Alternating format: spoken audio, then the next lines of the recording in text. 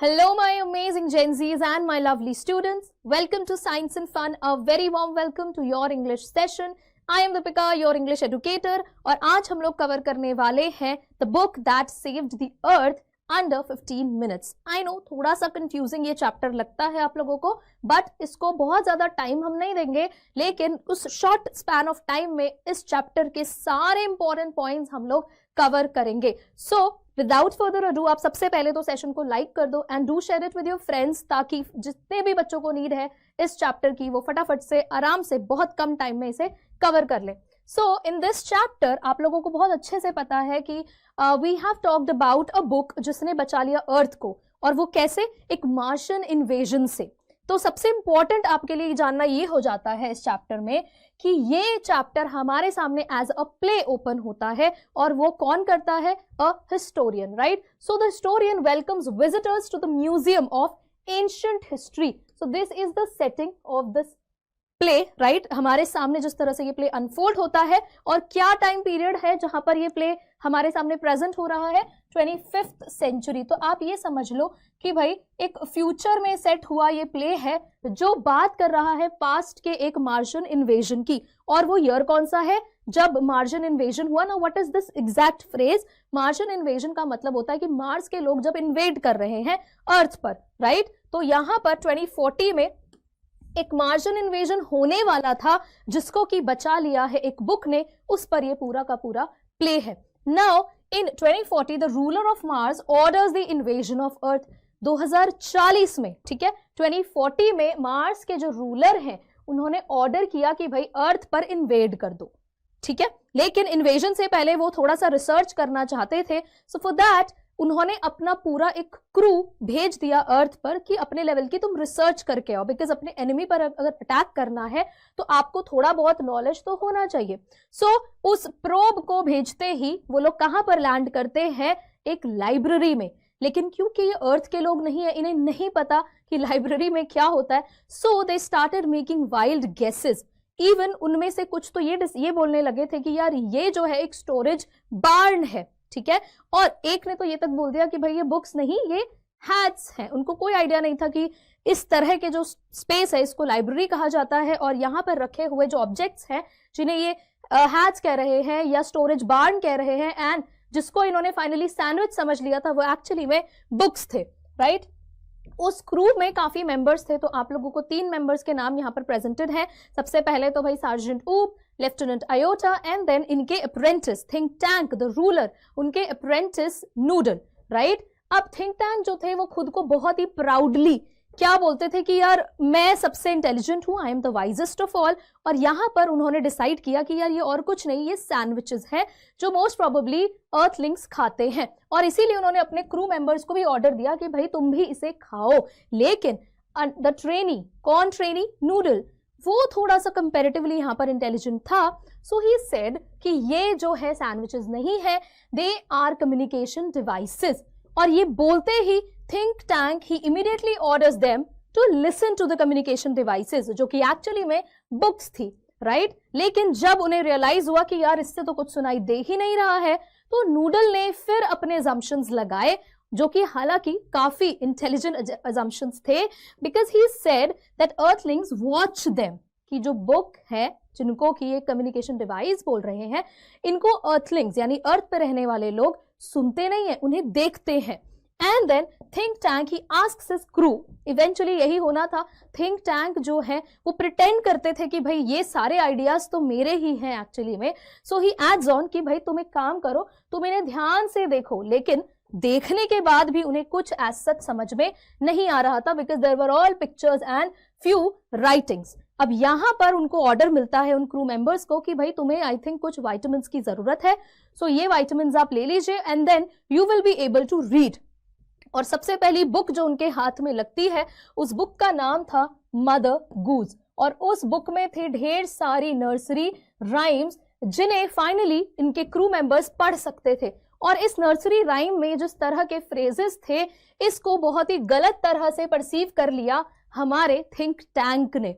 He assumes that earthlings were a very advanced civilization. और कुछ words जैसे कि shell, जैसे कि silver dog laughing, cow jumped over the moon, ये सारे phrases पढ़कर थिंक टैंक को लगा कि यार अर्थलिंग्स तो बड़े एडवांस्ड हैं, इनको तो बहुत नॉलेज है और ये तो हम पर अटैक के ऑलरेडी प्लान्स बना रहे हैं। और ये सब सुनने के बाद वो बहुत ज्यादा डर जाता है। इवेंचुअली जब वो Humpty Dumpty, that is a nursery rhyme, और उसमें अपने जैसी एक पिक्चर देखता है, उसे देखकर तो he was extremely terrified. So he assumes कि अर्थलिंग्स फाइनली ये प्लान कर चुके हैं कि किस तरह से मार्स पर इन्वेड करना है। हमारी प्लानिंग से पहले ही अर्थलिंग्स ने प्लान कर लिया है।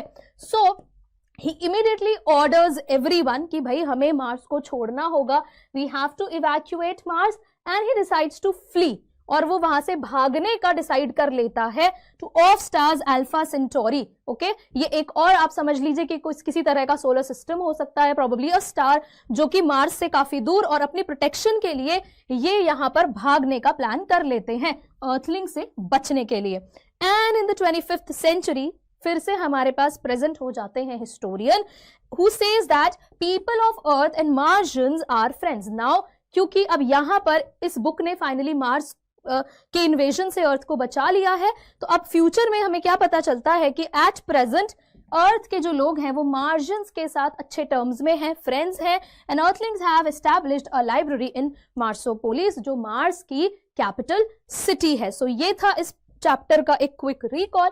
अब जरूरी हो जाता है थिंक टैंक से रिलेटेड कुछ फ्रेजेस जानना, बिकॉज आपके पास इस तरह के क्वेश्चंस बनते हैं जहां पर इनडायरेक्टली आपसे क्वेश्चंस पूछे जाते हैं related to his character. So Think Tank को आप कह सकते हैं कि he is the most ridiculous, boastful person and fickle minded character, जो कांस्टेंट नहीं रहता है अपने अजम्पशंस के साथ, अपने आइडियाज के साथ, और बहुत जल्दी जल्दी चेंजेस उसके टेम्पर में भी आ जाते हैं। He was commander in chief of the Martians, ये तो हमें पता ही है, लीडर थे वो। He appears to be a funny creature, अपने अपीयरेंस की वजह से काफी फनी वो हमें दिखते हैं, जिनका की ह्यूज एग शेप्ड हेड था, और वो क्या पहनते थे, एक बहुत लंबी सी ड्रेस जिसमें सर्कल्स एंड स्टार्स और सब कुछ लगा रहता था। एंड इन फैक्ट जब उनको ग्रेट एंड माइटी बोलकर एड्रेस किया जाता था, और ये कौन एड्रेस करता था, नूडल, तो थिंक टैंक फिर भी अनसेटिस्फाइड रहता था। He wanted more ornamental languages, ताकि उसको और रिकॉग्निशन मिले और प्रेजेस मिले। इवेंचुअली उनका एरोगेंस, उनका इंटेलेक्चुअल प्रिटेंस, हर फेक चीज हमें दिख गई, उनकी फुलिशनेस भी हमें दिख गई जब उन्होंने बुक को इंटरप्रेट किया एज अ सैंडविच, और नूडल के सजेशन पर उन्होंने उसको बोल दिया कम्युनिकेशन सैंडविच। तो यहां पर ज्यादा इंटेलिजेंट तो नूडल थे, जो कि उनके अप्रेंटिस थे। And at the end of the play finally हम लोग क्या देखते हैं, हमें थिंक टैंक का ये कावर्ड नेचर भी दिख जाता है, जब वो अर्थलिंग्स के अटैक से बहुत ज्यादा घबरा जाते हैं। Okay, because he interpreted the nursery rhyme Humpty Dumpty had a fall. ये तो बहुत छोटी सी प्यारी सी पोएम है, जिसको उन्होंने क्या इंटरप्रेट कर लिया कि ये अर्थलिंग्स का प्लान है मार्स को इन्वेड करने का और उस पर अटैक करने का। सो ये थे हमारे सामने थिंक टैंक। इसके बाद अनदर इंपॉर्टेंट कैरेक्टर नूडल, जिसका कैरेक्टर स्केच आपको आ जाता है अक्सर। अब नूडल कौन थे भाई, वो ट्रेनी थे अंडर थिंक टैंक, जो कोऑर्डिनेट कर रहे थे थिंक टैंक और उनकी इन्वेजन टीम के बीच में। वो गाइड कर रहे थे अपने बाकी क्रू मेंबर्स को based on the instructions received by him. और काफी हमें sensible and level headed figure लगे, बैलेंस्ड लगे। ऐसा नहीं था कि अग्रेसिवली वो रिबेल कर रहे थे थिंक टैंक के स्टूपिड गेसेस पर। और थिंक टैंक को बहुत ही क्लेवरली उन्होंने हैंडल किया, उनकी तारीफ करते रहे, उन्हें सर पे चढ़ाते गए, रिस्पेक्ट करते रहे। And it is only noodles जिसको प्रैक्टिकली हम देखते हैं कि वो आइडियाज लगाते हैं, डिफरेंटली वो सोचते हैं बुक्स के बारे में, लेकिन थिंक टैंक तो सिर्फ उनके आइडियाज को अपना बता रहे थे।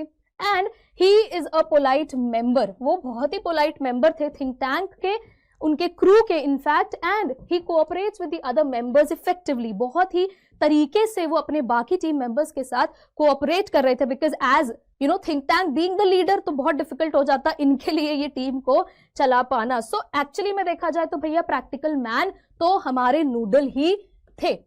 एंड देन यहां पर एक इंपॉर्टेंट क्वेश्चन बन जाता है कि भाई कैसे उस बुक ने अल्टीमेटली बचाया अर्थ को। तो यहां पर सबसे पहले आपको जरूरी है बुक का नाम याद रखना। So the name of the nursery rhyme, I mean the book was Mother Goose. अब उससे कैसे बच गए अर्थ के लोग, देखो। So rhymes basically misinterpret कर लिया गया थिंक टैंक के थ्रू। जब उनके क्रू मेंबर्स ने वो राइम्स उन्हें पढ़कर सुनाई तो थिंक टैंक ने उनको मिस इंटरप्रेट किया बेसिकली। एंड सबसे पहली राइम जो थी उनकी मिस्ट्रेस मेरी, ये उन्होंने किस तरह से इंटरप्रेट किया, he concluded that earthlings had discovered how to combine agriculture and mining. बहुत ही सिंपल सी पोएम थी जिसको उन्होंने ओवर इंटरप्रेट किया, अगर मैं कहूँ, इफ दैट्स अ वर्ड। तो उन्होंने सोचा कि यार अर्थलिंग्स तो बड़े स्ट्रांग है, उन्होंने तो एग्रीकल्चर और माइनिंग को भी कंबाइन कर लिया है, इतने एडवांस्ड इंटेलेक्ट के हैं। इनफैक्ट द सेकेंड राइम, हे डिडल डिडल, ये जो सेकेंड राइम थी, ये भी उन्होंने कैसे इंटरप्रेट किया कि Earthlings might be launching N interplanetary attack, कि भाई अर्थलिंग जो है हो सकता है एक अटैक प्लान कर रहे हैं विद मिलियंस ऑफ काउज से वो अटैक करवा रहे हैं। तो सोचो, इनके तो एनिमल से भी ये लोग अटैक करा सकते हैं। ये सब थिंक टैंक ने इंटरप्रेट किया।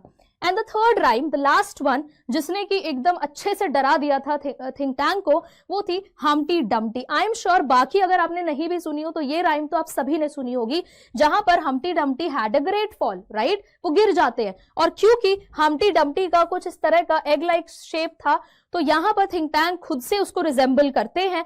And he imagines and he believed that कि भाई अर्थलिंग्स ने प्लान कर लिया है उस पर अटैक करने का और मार्स पर इन्वेड करने का। सो ये था हमारा पूरा चैप्टर और सारे important points. I hope you enjoyed the video. I will see you in the next session. Let me know all your doubts in the comment section.